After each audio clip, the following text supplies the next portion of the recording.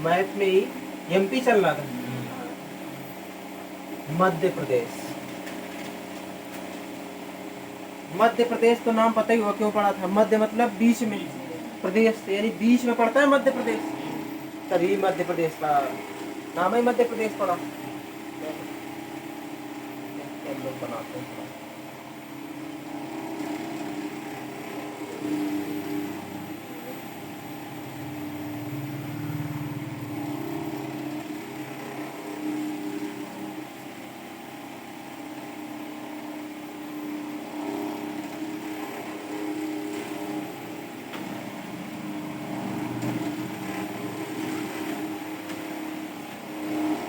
मध्य प्रदेश। ये हमारा धसा हुआ जो यूपी का भाग है वो है, अंदर का जो धसा हुआ भाग है ललितपुर, इसी के ऊपर झांसी मिल जाएगा। मैप लियो कि नहीं लियो? मैप में हम लोग सबसे पहले देखते हैं तो यहाँ पर देखोगे तो सबसे पहले मिल जाएगा यही अमरकंटक। अमरकंटक, अमरकंटक की पहाड़ियाँ, जब पहाड़ी होगी तो स्वाभाविक सी बात है पहाड़ी में बर्फ जमेगी, बर्फ जमेगी तो कोई ना कोई नदी निकलेगी। तो अमरकंटक से कितनी नदियाँ निकलती हैं? 3 नदियाँ। एक तो तुम्हारी नर्मदा इधर चली जाएगी मध्य प्रदेश से होते हुए गुजरात, कच्छ के खंपात की खाड़ी में गिरेगी, और एक चली जाएगी ऊपर सोन नदी, जो गंगा की सहायक नदी, गंगा की सहायक नदी है। मिलती कहाँ है गंगा पे? पटना के पहले, पटना के थोड़ा सा पहले 20 किलोमीटर पहले जगह पड़ती है, वहाँ पर ये मिल जाती है जगह जानी है। पटना के पहले ये मिल जाती है। और तीसरी नदी निकलती है इधर से, महानदी,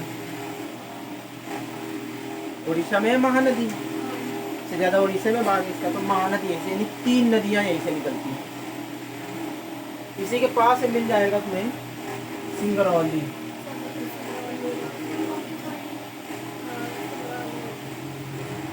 सिंगरौली। इसी के बगल में छत्तीसगढ़ पड़ता है। सबसे ज्यादा कोयला कहाँ किस राज्य में निकाला जाता है? छत्तीसगढ़ के, धनबाद है, झरिया है, खदानें हैं ये कोयले की। पूछ लेगा भारत में सबसे ज्यादा मोटे कोयले की परत कहाँ पर है? ये एमपी में जो निकलता है कोयला वो मोटी परत का है, बहुत बड़ी मोटी मोटी परतें, चट्टानें कोयले की। भारत में सबसे मोटा कोयला अगर कहीं निकलता है सिंगरौली में ही निकलता है। फिर थोड़ा सा बीच में आएंगे, यहाँ मिल जाएगा जबलपुर। मध्य प्रदेश का हाई कोर्ट, उच्च न्यायालय कहाँ है? जबलपुर में है। अच्छा, हाई कोर्ट की जो खंडपीठ है वो कहाँ है? लखनऊ में। उत्तर प्रदेश की थोड़ी पूछ है, भोपाल। वैसे राजधानी में होना चाहिए, जैसे अपनी राजधानी है लखनऊ, लेकिन लखनऊ में तो उच्च न्यायालय है नहीं हमारा। इलाहाबाद में उसी तरह मध्य प्रदेश का भी उच्च न्यायालय जबलपुर में, भोपाल में ना होकर जबलपुर में। जबलपुर के थोड़ा सा ऊपर जाओगे मिल जाएगा कटनी। कटनी तो जानते हो क्या है यहाँ कटनी में? रेलवे का डिवीजन बना है, कटनी से वैकेंसी आती है, डिवीजन है यहाँ का। 18 डिवीजनों में से एक है जोन जो है। ठीक है, साइड में देखोगे मिल जाएगा पन्ना। पन्ना के बारे में तो जानते हो, क्या के लिए जाना जाता है? हीरा के लिए। पन्ना में हीरा की खाने और सबसे ज्यादा हीरा की कटिंग या सफाई कहाँ की जाती है? पन्ना में तो निकाला जाता है। देखो हीरा जो है, हीरा कोई महंगा नहीं होता है, लेकिन हीरा की सफाई महंगा बना देती है।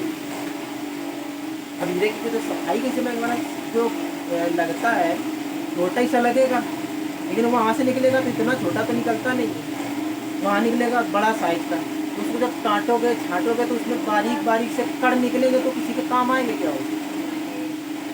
अरे वो चीज़ किसी के काम तो आनी नहीं है। और हीरा ऐसी जो कण उसका अलग होगा, तो फिर उसको जोड़ोगे तो हीरा थोड़ी बन के तैयार हो जाएगा। अरे कोई भी चीज़ निकालते हो या धातु काटते हो, उसे करकट या कचड़ा निकलता है कि नहीं निकलता है? निकलता है। जो कचड़ा निकल रहा होता है वो कचड़ा किसी काम आता है क्या? वो फिर जाएगा दोबारा रिसाइकिल हो गया है, इसमें रिसाइकिल होने का भी जुगाड़ नहीं है। तो स्वाभाविक सी बात है, जो हीरा कट रहा है तो उसका जो कण निकले, उसकी जो वेस्टेज निकला वो कहाँ जाएगा? बेकार हो गया। तो उस वेस्टेज की जो रेट था या वेस्टेज का जो भी बन रहा था वो किससे निकाला जाएगा? जो बचा हुआ उसी से तो निकालेंगे। तो इसीलिए हीरा महंगा हो जाता है। वैसे हीरा महंगा नहीं है, लेकिन हीरा के जो कटिंग करने के बाद जो बचता है, पूरी कास्टिंग उसी में जोड़ दी जाती है। भाई बनाने का भी जोड़ा गया, जो वेस्टेज गया उसका भी उसी में जोड़ दिया गया। तो भविष्य में महंगा हो जाएगा, तो महंगा हो जाता है। पन्ना के बगल में देखोगे तो मिल जाएगा खजुराहो। ये काहे के लिए जाना जाता है?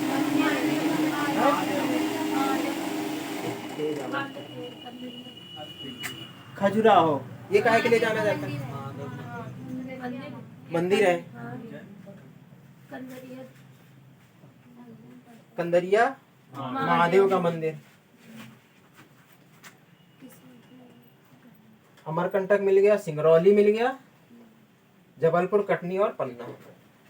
फिर और आओ थोड़ा सा और आगे, तो बीचों बीच पड़ता है हमारा भोपाल। भोपाल तो राजधानी ही है, इसमें कुछ बताने की जरूरतें नहीं है। भोपाल के पास में ही देखोगे मिल जाएगा महो। ये बताओ काहे के लिए जाना जाता है महो? जैसे हर राज्य में अपनी आर्मी की कैंट होता है कि नहीं होता है, महो में भी आर्मी की कैंट है। लेकिन यहाँ किस चीज की है? यहाँ व्हीकल की है, मतलब जैसे तोप है, टैंक है, इनकी ट्रेनिंग दी जाती है कि तोप कैसे चलाना है, टैंक कैसे चलाना है, इनकी ट्रेनिंग दी जाती है आर्मी को। हाँ, तोप खाने की ट्रेनिंग सेंटर है आर्मी का महो। महो फिर एक महो महोत्सव भी होता है, वो अलग की। फिर इसी के जो झांसी हमारा ललितपुर है, इसी के नीचे थोड़ा सा देखोगे तो मिल जाएगा बीना।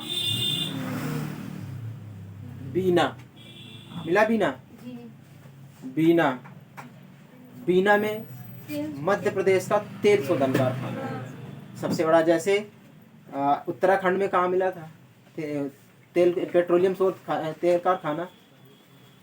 जैसे अपने यूपी में कहाँ पर है? मथुरा में है तेल शोधन कारखाना।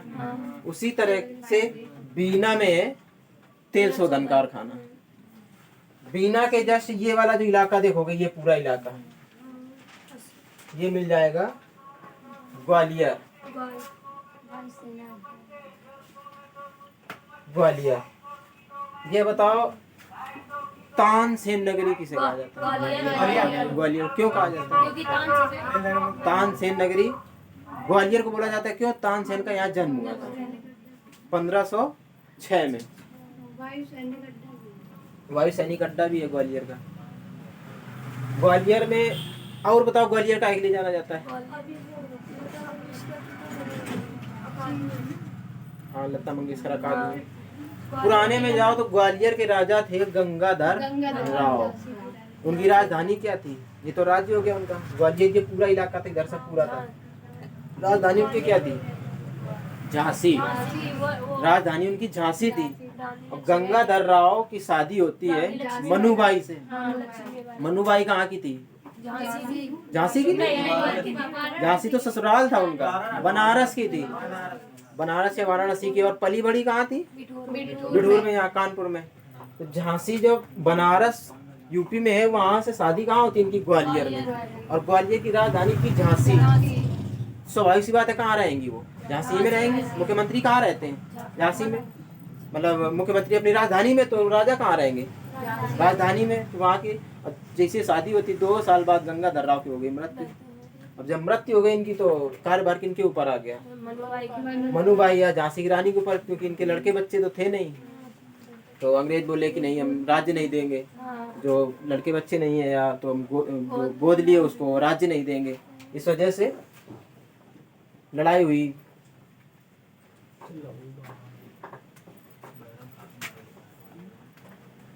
इसी में भोपाल के थोड़ा सा नीचे देखोगे तो मिल जाएगा होशंगाबाद।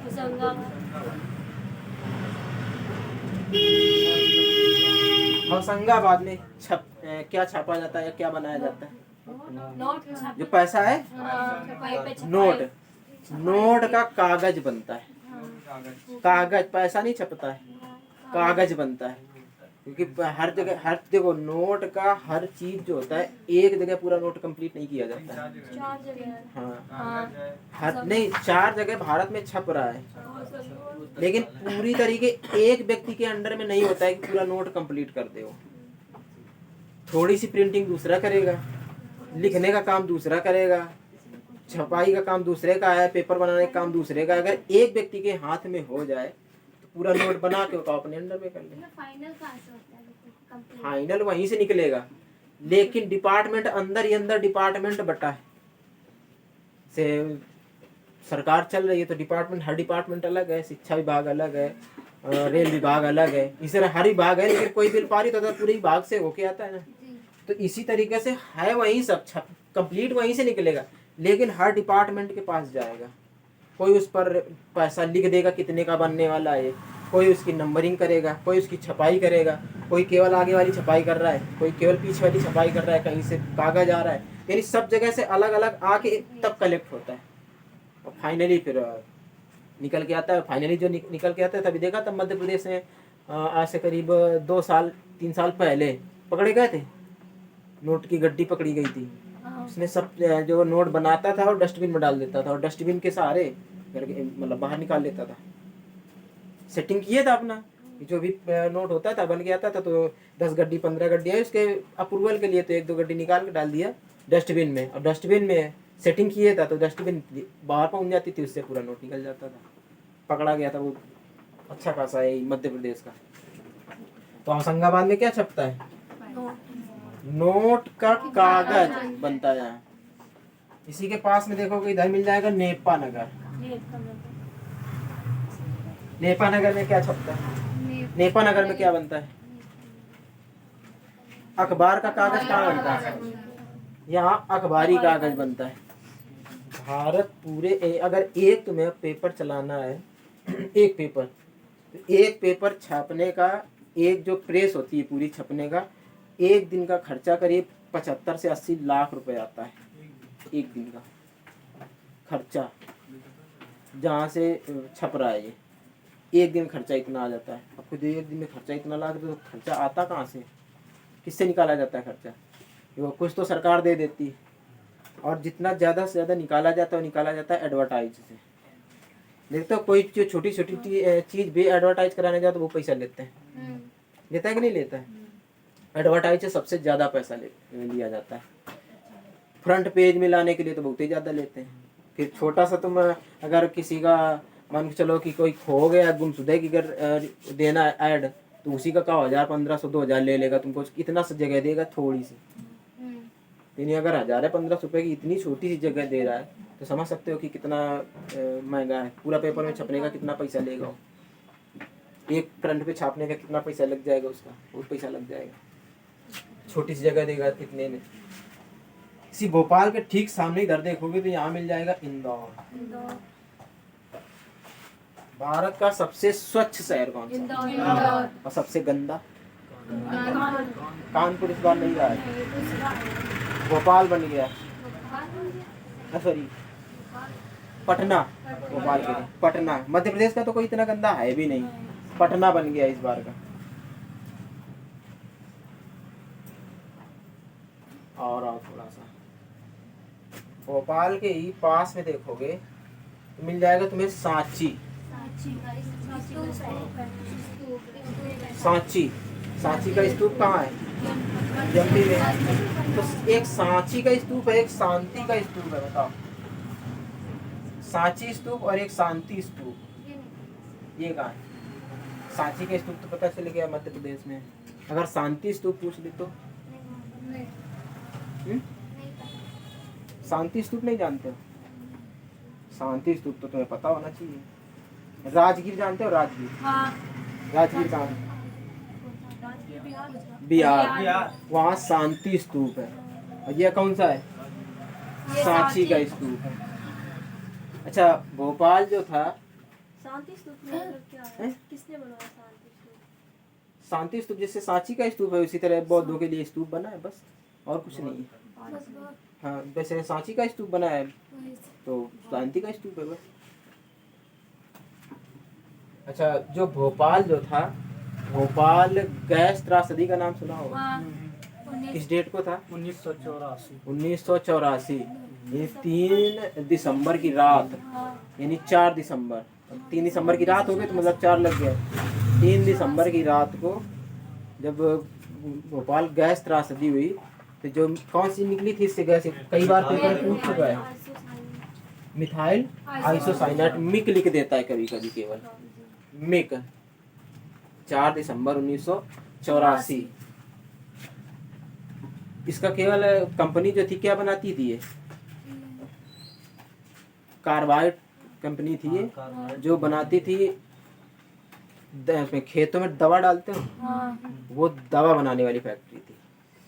तो स्वाभाविक सी बात है, कितना खेतों में दवा डाली जाती है कितनी जहरीली होती है, और उस दवा में थोड़ा मात्रा में जहर मिलाया जाता है, और अगर उस जहर का टैंक फट जाए तो यही हो गया था। जो मिथाइल आइसोसाइनेट है पानी के साथ बहुत तेजी से क्रिया कर जाती है, और इसको टैंक में भर के रखा जाता है। पानी इसमें ज़्यादा गिरा नहीं था क्योंकि ये छोटा सा पाइप लीक था। पाइप लीक क्या इंजीनियर बोल रहे थे कि मेंटेनेंस करवा लो, लेकिन जो मालिक था एडवर्ड करके, उसने कहा जब तक चल रही है चलने दो, क्योंकि कंपनियां जब कंपनियां बड़ी बड़ी कंपनी होती है जो मेंटेनेंस करवाती है, तो एक बार मेंटेनेंस करवाने का खर्चा 3 से 4 करोड़ आ जाता है। यानी एक बार अगर पूरी फैक्ट्री मेंटेनेंस करवाए तो करोड़ों का खर्चा आता है। तो मालिक सोचता है चलती है तो चलने दो, जब तक चल रही देखा जाएगा, करवा लिया जाएगा। छोटा सा ढक्कन था जिससे पानी लीक हो गया था, ज़्यादा नहीं गिरा था पानी, मुश्किल से 10-15 बूंद गिरा होगा, जिससे इतना पानी इसके लिए बहुत घातक बन गया। जब इतना घातक बन गया तो जब इतना गिरा तो इसके साथ क्रिया करके तुरंत ब्लास्ट कर गया। अब पूरा टैंक फट गया। अब गैस का पूरा टैंक फटेगा और रात में फटा तो समझ सकते हो कितना ज़्यादा लोग मरे थे। सरकारी आंकड़ों के अनुसार तो बता दिया कि करीब 3500 लोग मारे गए। 3500 लोग मरे थे, बहुत ज़्यादा लोग मरे गए। जैसे कभी कभी देखा होगा ट्रेन हादसे वगैरह हो जाते हैं, उनमें कभी देता है क्या पूरे आंकड़ा दे देता है? केवल आंकड़ा किसका दिया जाता है? जो स्लीपर में बुक किए होते हैं उन्हीं का तो केवल रिकॉर्ड आ पाता है। और तुम जो टिकट लेके बैठ जाते हो आराम से जनरल बोगी में, पता नहीं तुम कहाँ से टिकट लेके बैठे थे, तुम्हारा नाम पता पूछता है जनरल वाला टिकट लेने में? पूछा जाता है क्या? कुछ नहीं पूछा जाता। टिकट फला जगह दे दो, देगा निकाल के। अब तुम टिकट लेके चाहे बगल वाले दे दो, वो चला जाएगा। लेकिन स्लीपर में जो होता है, जो स्टेशन रिजर्वेशन होगा, तो उसमें तो तुम्ही को जाना पड़ेगा। तो केवल उन्हीं का रिकॉर्ड आ पाता है। बाकी जो जनरल वाले होते हैं वो मर जाते हैं, कोई टेंशन नहीं। उनमें सरकार बताती नहीं कि कितने थे, अब सरकार खुद ही नहीं पता है कितने थे। लेकिन जो वास्तविक डाटा के अनुसार वास्तविक डाटा अलग होता है, और जो सरकारी डाटा होते हैं बहुत अलग होता है। उसमें बता दिया 3500 मरे, लेकिन बहुत आदमी मरा था उसमें। जैसे कोविड में, कोविड में भी सही रिकॉर्ड नहीं आ पाया। फिर इसी में अब जैसे ये ग्वालियर पूरा इलाका है, ये इलाका पड़ जाता है नीमच का इलाका। चम्बल नदी क्या कहाँ से आती है? अमरकंटक। यही मऊ मिल जाएगा, मैकाल के पठार से, वहीं से मऊ से तो निकलती दूसरी नदी, ये नहीं आती। तो नीमच मिल जाएगा, हाँ बेतवा निकलेगी, नीमच मिल जाएगा। नीमच में तुम्हें मिलेगा, नीमच वहाँ का एक जिला है जहाँ पर मिलेगा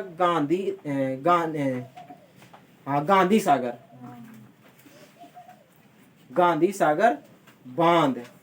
चंबल नदी पर कितने बांध बने? 4 बांध है चंबल नदी पर। राजस्थान में पड़ जाते हैं 3, एक जवाहर सागर, एक राणा प्रताप सागर और एक बैराज करके, 3 राजस्थान में, बैराज कोटा में है, और राणा प्रताप सागर और जवाहर सागर और जो गांधी सागर है। तो पेपर में पूछ लेता है कि 4 में से, चारों दे देगा, चारों चंबल नदी पर है, 4 में से कौन सा मध्य प्रदेश में नहीं आता, या मध्य प्रदेश में है या राजस्थान में नहीं आता। तो अगर गांधी सागर है तो कहाँ आ जाता है, मध्य प्रदेश में, और तीनों पड़ जाते हैं राजस्थान में। और कुछ बचा इसमें, चलो फिर मध्य प्रदेश में जब नदी निकलती है यहाँ से, नर्मदा नदी निकल के आएगी, तो नर्मदा नदी पूछ लेता है नर्मदा। अब ये नदी निकल के आ रही, तो यहाँ पथरीला इलाका है पूरा मध्य प्रदेश का, पथरीला पूरा इलाका ही है। तो यहाँ पर क्या गाद निकलेगी, गाद जो करकट है, कूड़ा करकट है, वो निकलेगा, यहाँ बनेगा नहीं बनता है। और जो यहाँ की नदियाँ हैं वो हमेशा करकट मिट्टी तमाम लेके जाती हैं, तो उनमें तो बन जाता है। तो वो जब नदी में गिरती हैं तो वो गाद नुमा या डेल्टा का निर्माण कर देती है। तो क्या ये डेल्टा बनाएगी, क्या बनाती है, एस्चुरी बनाती है, क्योंकि ये बहुत तीव्र गति से बहती है और पतली धारा में बहती है, पत्थर है काट पाती नहीं।